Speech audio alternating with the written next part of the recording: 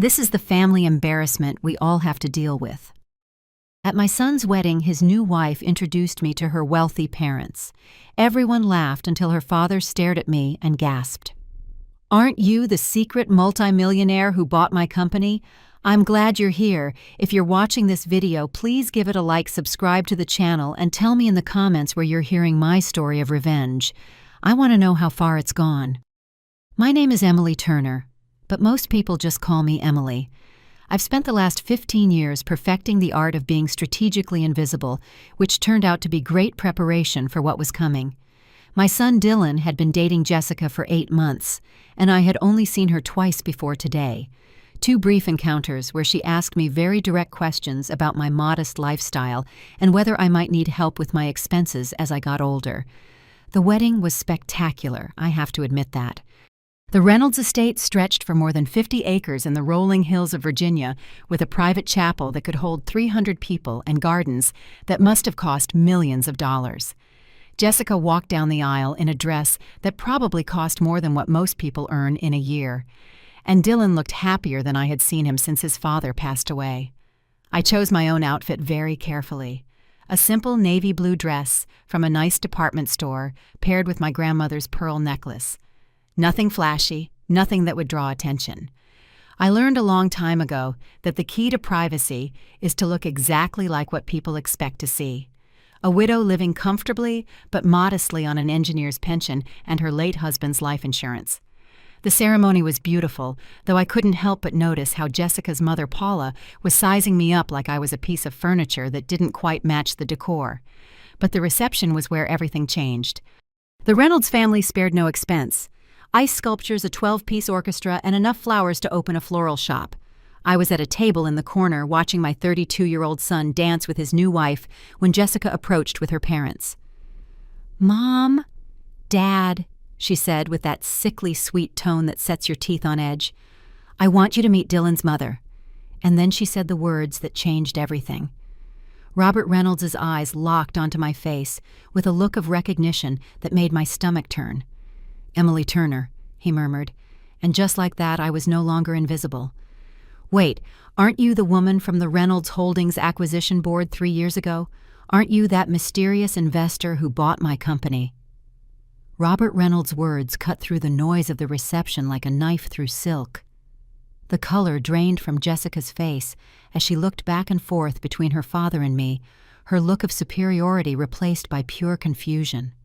Paula Reynolds' diamond bracelet sparkled as she brought a hand to her neck, and I could almost hear the gears turning in her socialite mind. The truth is, most people don't know what real wealth looks like. They expect diamonds and designer clothes, luxury cars and flashy displays. They don't expect a woman in a simple but elegant dress who shops at normal stores and drives a reliable sedan. That's exactly what I've counted on for the last 15 years. It all started with an invention by my late husband, Thomas, a small piece of technology that revolutionized the efficiency of cell phone batteries. We were both engineers, Thomas and I, working for a tech company in Austin in the early 2000s. When Thomas developed his power management system in 2010, we thought we might be able to retire comfortably. We never imagined we were sitting on a gold mine. The patent was sold in 2012 for $25 million. Dylan was 24 at the time, fresh out of his master's program in marketing, full of dreams of building his own career. That same day, Thomas and I made a decision that would shape the next 13 years of our lives. We told Dylan we had received a nice payout, enough to be comfortable but nothing extravagant. He never questioned it. He probably assumed it was $1 million or $2 million at most. What Dylan didn't know was that the $25 million was just the beginning. Thomas and I took that money and began to invest it systematically. First in conservative stocks, then in growth companies as we learned the market. Real estate in emerging areas, tech startups with solid foundations. Thomas had a gift for spotting undervalued opportunities before anyone else. By the time he passed away 5 years ago in 2020, our portfolio was worth over $800 million. $800 million. The same amount I used to acquire Reynolds Holdings 2 years after Thomas's death. The irony was delicious. While Jessica was looking down on me and asking if I needed help managing my finances, I had been the anonymous investor who saved her father's company from ruin. The same company he almost destroyed with his reckless ambition and poor debt management, forcing him to sell to what he thought was a corporate investment firm. That firm was a shell company controlled by me. I bought Reynolds Holdings not for revenge, but because its core business was solid despite Robert's mismanagement. It had a good structure, strong client relationships, and talented employees. Under proper financial supervision, it thrived again. The man whose daughter had just called me the family's embarrassment had been living off my business decisions for the last 3 years. "I'm sorry," I said in a low voice, looking directly at Robert. "I think you're confusing me with someone else." But we both knew he wasn't. I could see the memory in his eyes of that boardroom meeting where I sat silently while my lawyers handled the negotiations. Back then, he barely spoke to me, assuming I was just someone's wife there, as a formality. Now, as Jessica stared at us with growing alarm, I realized my carefully guarded privacy was about to become a very big problem. The next morning, I was in my cozy apartment sipping coffee from my favorite mug, watching Dylan pace back and forth in my living room like a caged animal. He had called me at 7 a.m. demanding answers I wasn't ready to give. I hadn't slept a wink. My mind kept replaying Robert Reynolds' face when he recognized me and the panic I saw in Jessica's eyes.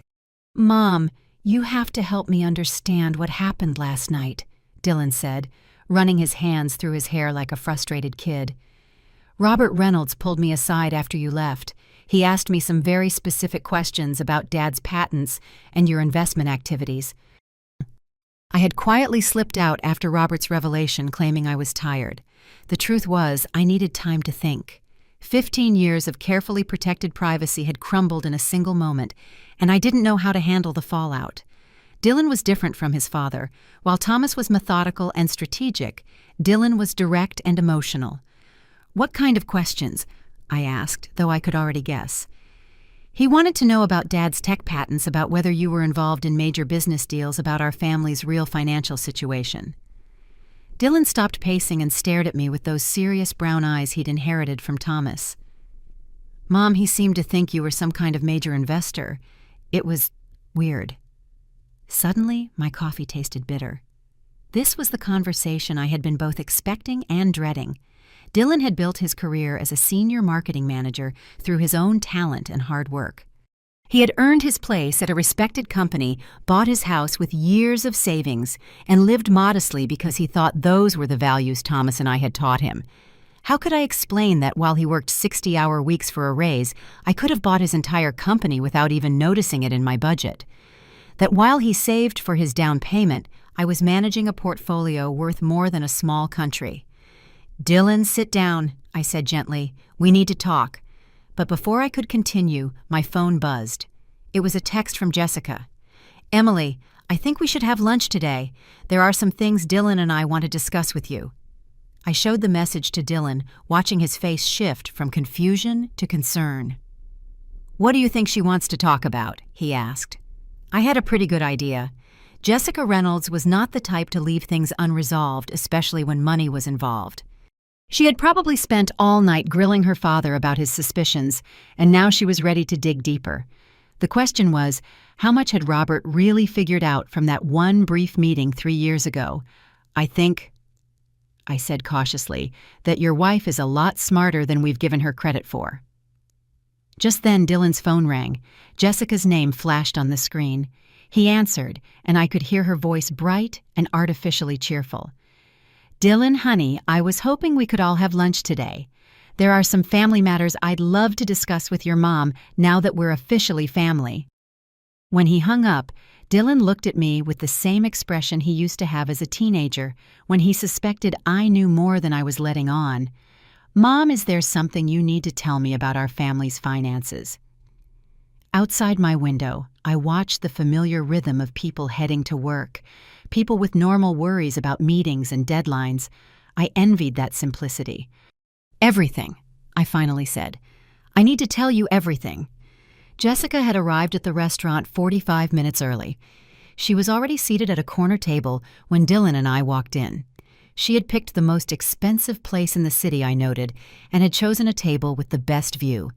Her blonde hair was perfect, and she wore a designer suit I'd recently seen in a magazine.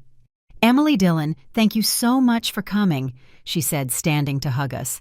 Her smile was radiant, but I caught the calculating look in her green eyes as she scanned my simple black dress and understated jewelry. I ordered a bottle of nice wine to celebrate us being a family. It was a Bordeaux that cost nearly $1,000. Clearly, Jessica was setting the tone. "That's lovely, dear," I said as I sat down. "Though perhaps a bit much for a casual family lunch, don't you think?" "Oh, I don't think there's anything casual about our family anymore," she replied, her smile never faltering. "Last night I had a long chat with Daddy about his business experiences. He told me some fascinating stories about corporate acquisitions and anonymous investors." Dylan looked between us, sensing a tension he couldn't quite place. "Jessica, what does that have to do with this lunch?"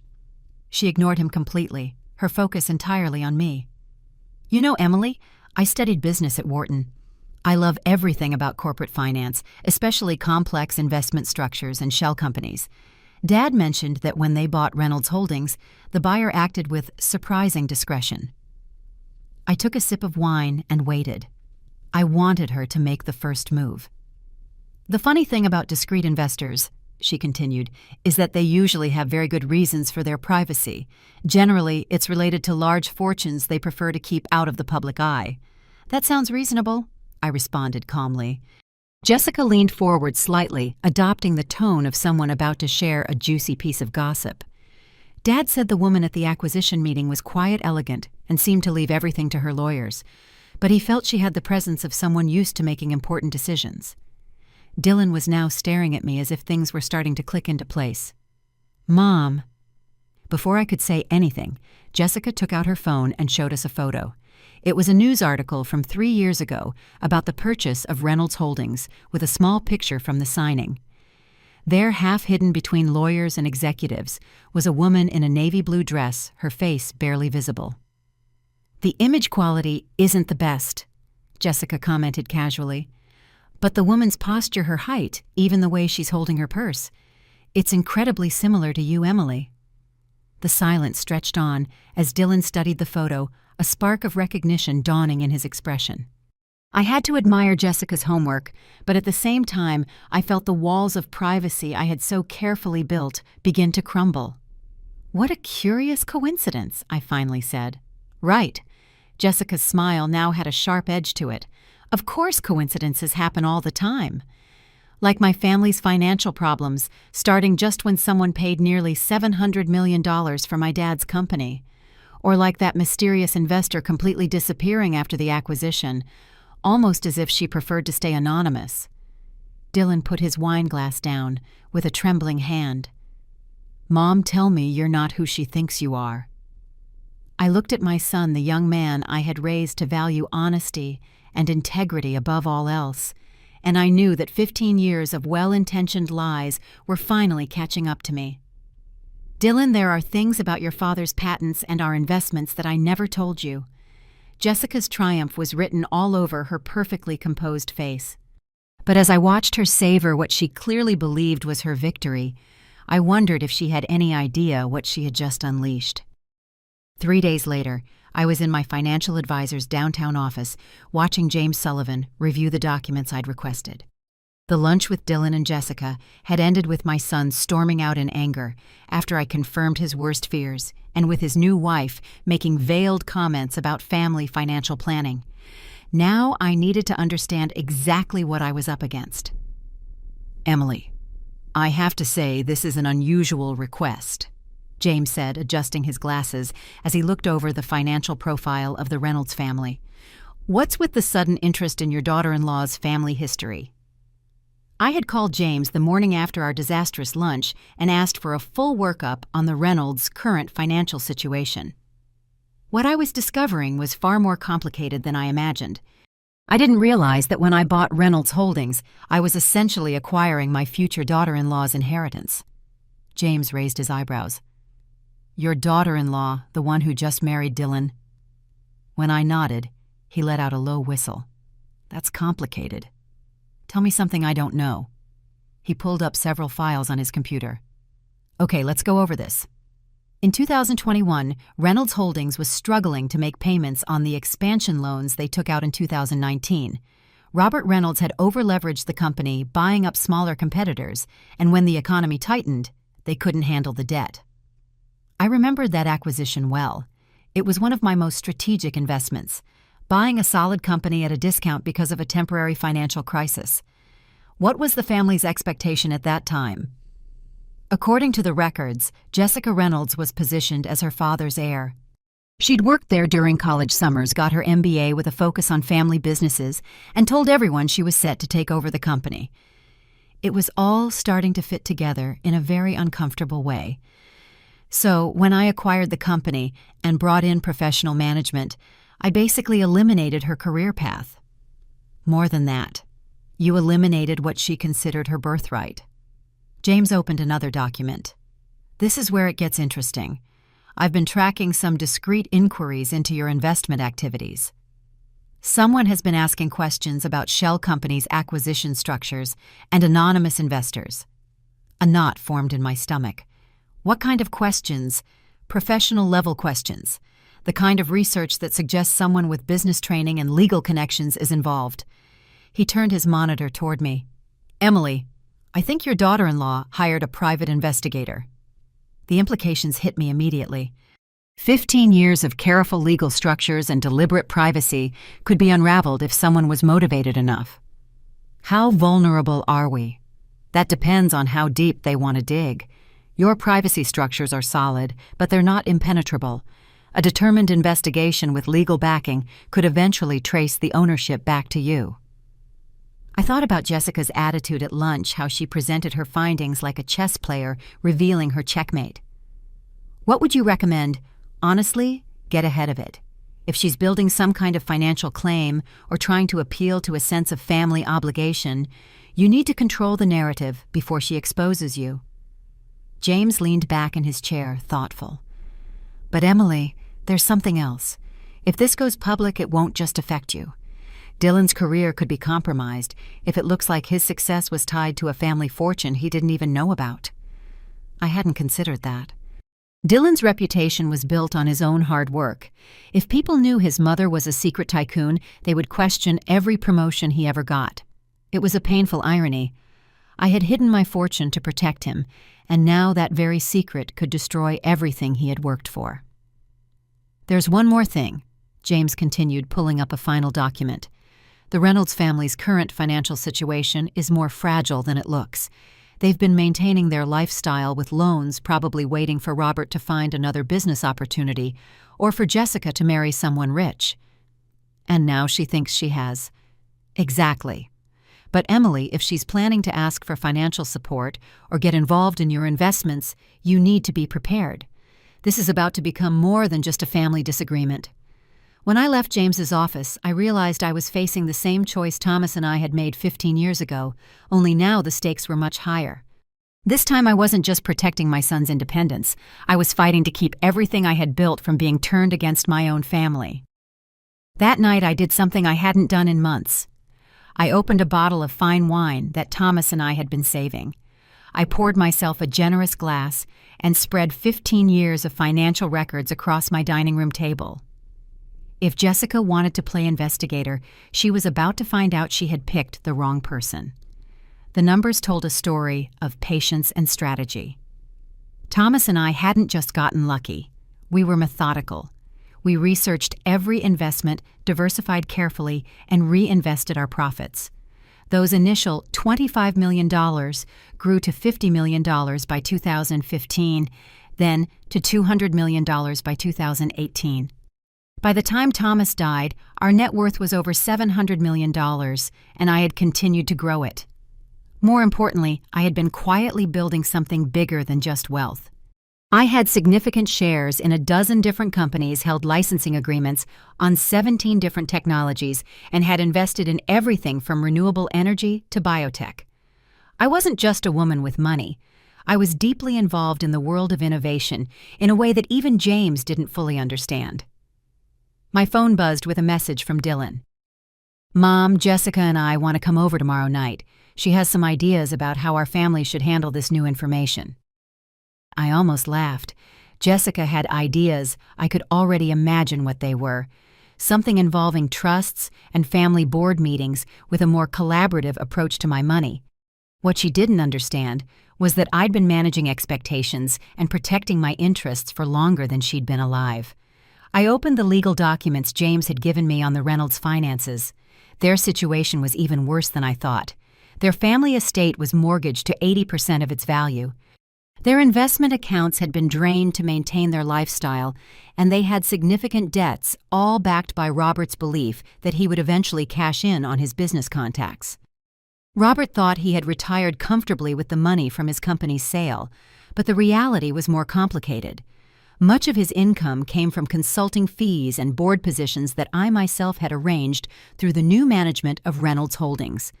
His standard of living depended on me, but that was just the surface. I opened my laptop and started digging into Jessica's recent activities. If she had hired a private investigator, there had to be a trail. What I found was both fascinating and disturbing. Jessica had indeed hired a firm specializing in tracking corporate assets. She had also contacted a lawyer who specialized in family estate disputes. And most revealingly, she had opened several new lines of credit in the last month, probably to finance her investigation with the hope of a substantial return. She hadn't just married my son for love. She had married him as an investment strategy. The wine was making me philosophical, or maybe just honest with myself for the first time in years. I had spent 15 years being the discreet widow, letting people think I was living a modest life while silently building something massive. But Jessica's little performance at the wedding had changed everything. I was tired of being underestimated. More than tired, I was done allowing it. Tomorrow, when Dylan brought his wife over to talk about her ideas for our family's financial future, I was going to give them a lesson on who exactly they had decided to investigate. Because Emily Turner, the cautious investor, was about to become Emily Turner, the strategic opponent. And I'd been winning games for 15 years that other people didn't even know they were playing. Dylan and Jessica arrived at my apartment the next night with the air of diplomats approaching a delicate negotiation. I had prepared for them with a simple cheese and fruit platter and a moderately priced bottle of wine, nothing that would give away my true resources. "Mom, thanks for sitting down with us." Dylan began, his tone cautious. "I know the last few days have been complicated." Jessica was dressed in a sharp business suit. Her Wharton training was evident in both the folder she carried and the way she settled into my armchair. "Emily, I want to start by saying that everything we discuss tonight is for the family. We're all on the same side here." I almost laughed. "Of course, dear. What did you want to talk about?" She opened her folder, revealing several neatly prepared documents.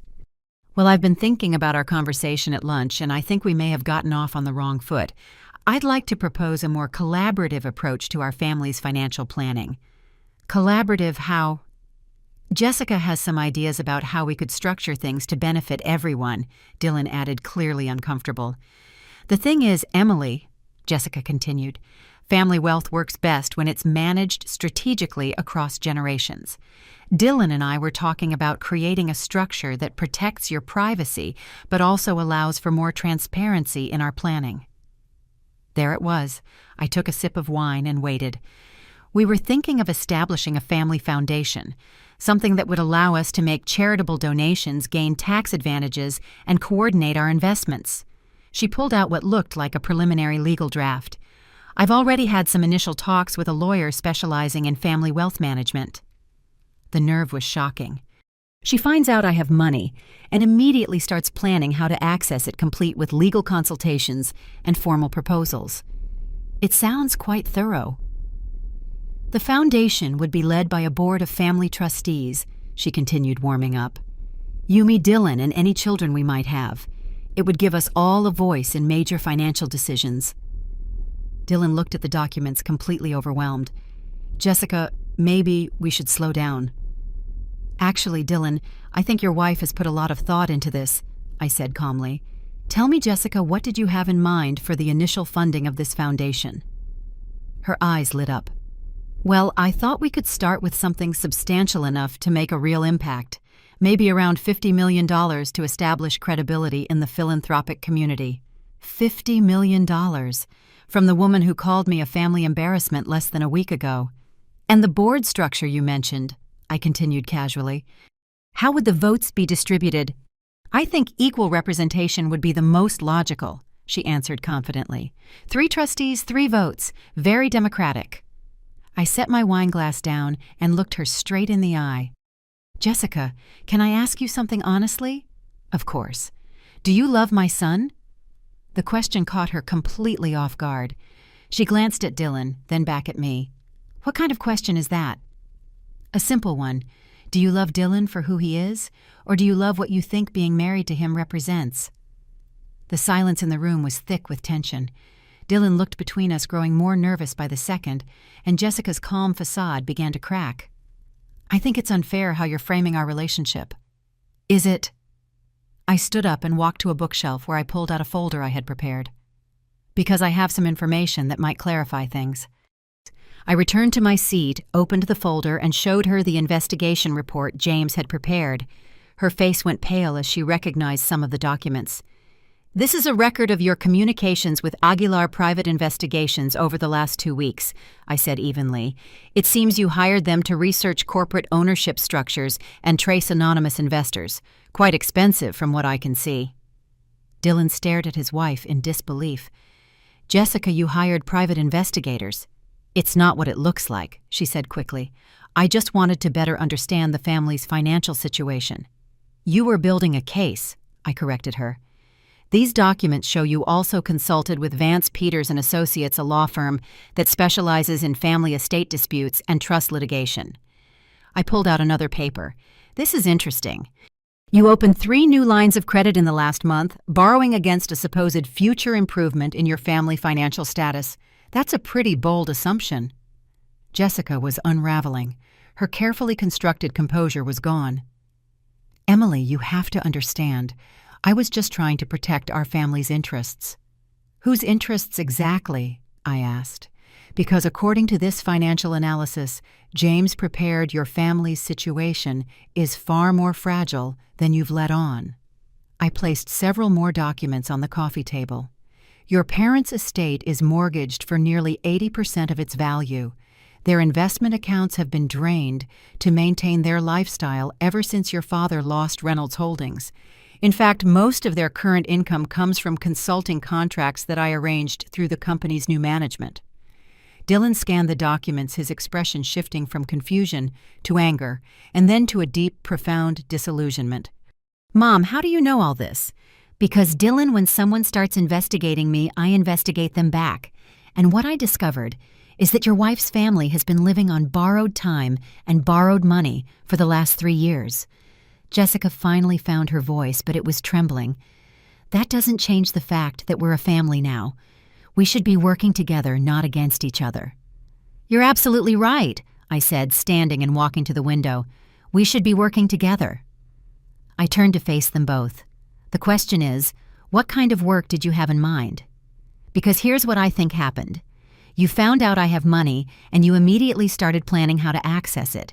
Not how to contribute, not how to help manage it, but how to restructure it so you would have control over it. That's not fair, Jessica protested. Isn't it? I pulled one last document from my folder. This is a recording of a phone call you had with your college roommate 3 weeks before you met Dylan. In it, you specifically mentioned that you're tired of dating men who can't offer you financial security, and that you're looking for someone from a stable family with good long-term prospects. The silence that followed was absolute. Dylan was looking at his wife as if he was seeing her for the first time, and Jessica looked like she was calculating how fast she could run. Dylan, I said gently, I think you should ask yourself if the woman you married is really who you thought she was. But even as I said it, I knew this was only the beginning.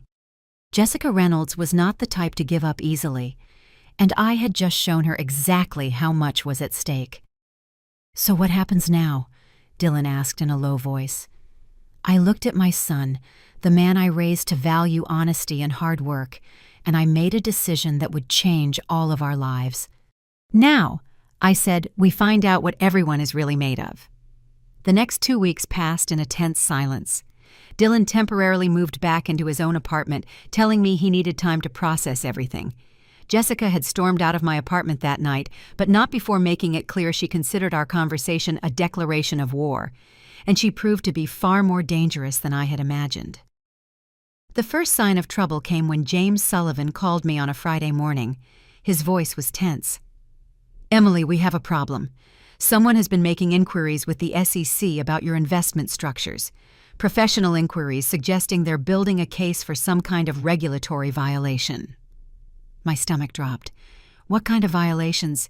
Failure to properly declare beneficial ownership in publicly traded companies, possible use of insider information, questions about whether your shell companies properly reported their activities. He paused.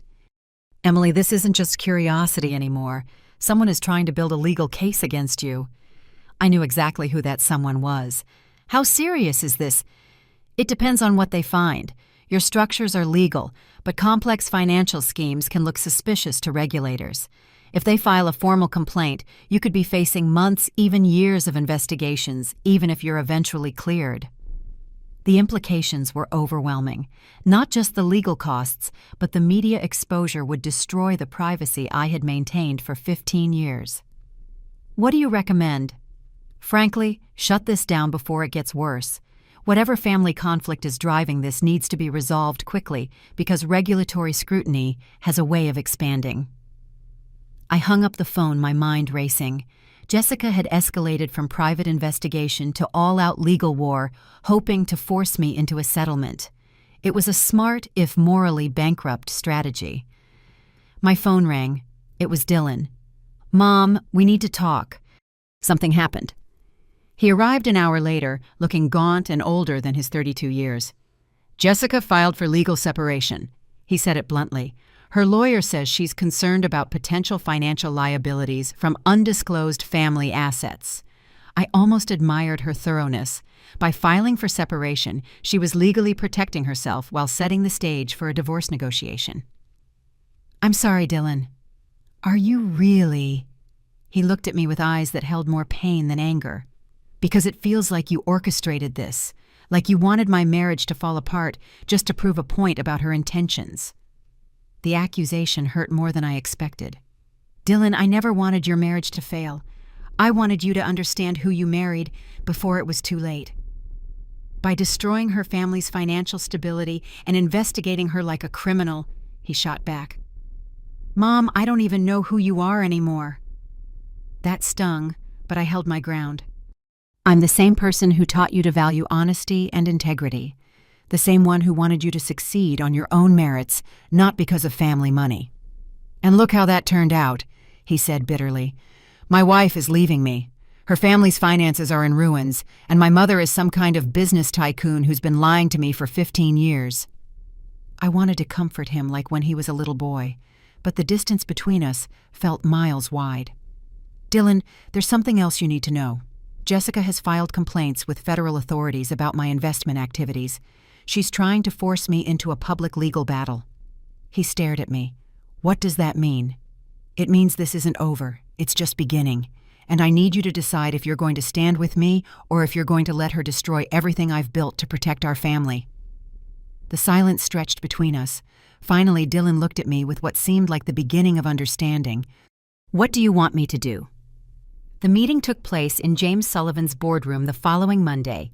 It was me, Dylan Jessica, her lawyer Mark Vance, and her parents Robert and Paula Reynolds. The air was so tense you could cut it with a knife. "Let's be clear about why we're here," Mark Vance began, smoothing his expensive suit. "My client has discovered that Mrs. Turner has been concealing considerable assets while allowing her son's wife's family to suffer financial hardship. This suggests a deliberate pattern of deception that warrants investigation." James, sitting beside me, responded calmly. "Mr. Vance, Mrs. Turner's financial activities are perfectly legal. Your client's recent complaints to the authorities seem motivated by personal animosity rather than legitimate concerns." Jessica leaned forward. "This isn't about personal animosity. It's about family responsibility and transparency. Emily has been manipulating people's lives while pretending to be someone she's not." I finally spoke. Jessica, I have never manipulated anyone. I invested in failing companies and made them thrive. I kept my life private because I prefer discretion. Neither of those things is illegal or immoral.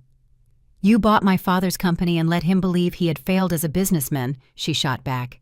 Your father did fail as a businessman, I replied calmly.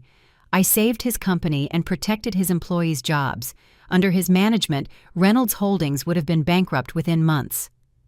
Robert Reynolds, who had been silent, cleared his throat. Mrs. Turner, I appreciate what you did for the company, but you can't deny that you were strategic in hiding your involvement in our family's affairs. Strategic, yes. Deceptive, no. You never asked about my investments, and I was under no obligation to volunteer the information. Mark Vance pulled out a thick folder. Mrs. Turner, we have evidence that you used your financial position to manipulate several situations involving my client's family, the consulting fee payments to Mr. Reynolds, the timing of certain business decisions, even the investigation into my client's personal affairs. Evidence of what exactly? James asked. Of a pattern of control and manipulation designed to maintain power over this family's financial future. I looked at the people in the room, people who thought they understood the game they were playing. Mr. Vance, let me be very clear. I do not control your client's family. I do not owe them money. I do not owe them explanations. And I certainly do not owe them access to my assets. But you do owe your son honesty, Jessica interrupted, and basic respect to your daughter-in-law. Respect? A cold calm settled over me. You introduced me as a family embarrassment at your wedding. You hired investigators to dig into my private life. You filed regulatory complaints to force me into a financial settlement, and now you want to lecture me on respect. The silence that followed was deafening. Dylan, who had been quiet the whole time, finally spoke. What do you want, Jessica? What will it take to end this? She exchanged a look with her lawyer, then looked directly at me. I want a formal family financial agreement. Something that establishes clear expectations and responsibilities for all parties. What kind of responsibilities? James asked. Mark Vance produced another document. We propose a family trust structure with shared governance. Mrs. Turner would contribute a substantial portion of her assets, approximately $15 million, to the trust, which would be managed by a family council for the benefit of all members. I almost laughed at the audacity. You want me to put my money into a trust controlled by a committee that includes the people who have been investigating me and filing complaints against me? We want a fair arrangement that protects everyone's interests, Jessica said. I stood and walked to the boardroom window, looking down at the street where people were going about their normal lives, oblivious to the financial war being waged 20 floors above. I have a counter-proposal, I said, turning to face the room. Jessica, you have 72 hours to withdraw all regulatory complaints and cease all investigative activities. In return, I will give you a settlement that allows you and your parents to maintain your current lifestyle without any further interference from me. What kind of settlement? Mark Vance asked suspiciously. $5 million? A one-time payment. In exchange, you will sign an agreement promising to never contact me or my son ever again. The room went completely silent. Dylan stared at me in shock. Mom, you can't be serious. But I was. I had just offered $5 million to permanently remove toxic people from our lives, and from the looks on their faces, everyone was beginning to understand just how serious I was about protecting what mattered. $5 million, Jessica repeated slowly, as if testing the words. To never contact Dylan again. That's right. Mark Vance was already doing the math. I could see it in his eyes. $5 million was more than his client could ever hope to win in a lawsuit, and it came without the risk of years of litigation. Mrs. Turner, that's a generous offer, but it seems designed to break up a marriage rather than solve a family conflict. Mr. Vance, that marriage was already broken. I'm just offering to pay for a clean break instead of a messy one. Dylan shot to his feet. Mom, stop! Both of you just stop! He looked around the room with an expression of pure disgust. This is insane. We're sitting here negotiating the price of my marriage like it's a business deal. And isn't that exactly what it's been? I asked softly. He turned to Jessica, his voice full of a pain that broke my heart. Jessica, I need you to answer something honestly. Did you marry me because you loved me, or because you thought I came from a family with money?" The silence stretched for almost a full minute. "Dylan, that's not a fair question," she finally said. "It's the only question that matters." I watched my son's face as he waited for an answer that never came. In that silence, 15 years of careful choices, financial privacy, and silent protection all crystallized into one single moment of clarity. $5 million, I repeated, looking directly at Jessica. "In addition, I will arrange for your parents to keep their house and for your father to keep his consulting position at Reynolds Holdings. You sign the papers and walk away from my family." "And if I refuse?" I smiled. And for the first time since this all began, it was a genuine smile. "Then you get nothing. Your parents lose the house, your father loses his income, and you will spend the next several years tied up in lawsuits that will cost you far more than you could ever hope to win." Mark Vance was whispering urgently in Jessica's ear, no doubt explaining the absurdity of refusing. $5 million cash in hand versus years of expensive litigation with an uncertain outcome. "I need time to think about it," Jessica said. "You have until noon tomorrow. After that, the offer expires and you will face the full consequences of the complaints you filed." When the meeting ended, Dylan stayed behind. "Mom, did you really just buy my freedom from my wife?" "No, sweetheart. I just gave you the information you needed to make your own decision." He was quiet for a long time. "And if she takes the money, then you'll know exactly who she was and you can move on with your life. And if she doesn't, you'll still know who she was, and I will make sure she regrets ever trying to manipulate our family." Dylan looked at me with something that looked like a mixture of awe and fear. "When did you become so ruthless?" I took his question seriously. "I think I always was, Dylan. I just never had a reason to show it." At 11:47 the next morning, Mark Vance called James Sullivan to accept the deal. By 5 p.m., the papers were signed and the money was transferred. Jessica took the $5 million and vanished from our lives as if she had never existed. Dylan filed for divorce the following week, citing irreconcilable differences. 6 months later, he called me on a Sunday afternoon.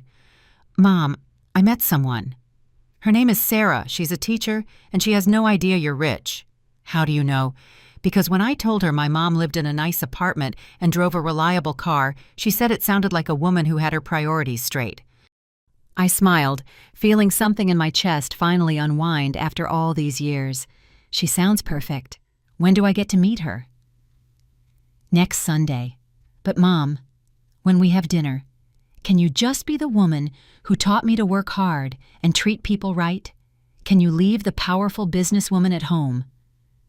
I laughed, realizing that after 15 years of hiding who I was, I finally understood the difference between being invisible and being private. "Of course, sweetheart. But if it turns out she's investigating our finances, the deal's off." "Deal," he said, and I could hear his smile through the phone. For the first time in months, the future looked exactly as bright as I had always planned it to be. After everything that happened, I discovered that the greatest wealth I had wasn't my investments or my hidden accounts. It was the chance to start over, to decide how I wanted to spend my time, my energy, and my name. For years, I had lived in the shadows, afraid of the world knowing who I really was. Now I understood that real power was in choosing how I wanted to be remembered. My first decision was simple. I sold the apartment where I had spent the last 15 years. It held too many ghosts. I moved to Santa Fe, a place that had always fascinated me with its art and history.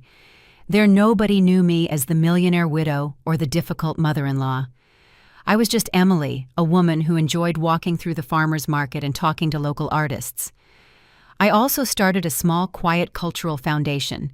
No press releases, no gold plaques with my name on them. I called it the Thomas Fund in honor of my husband.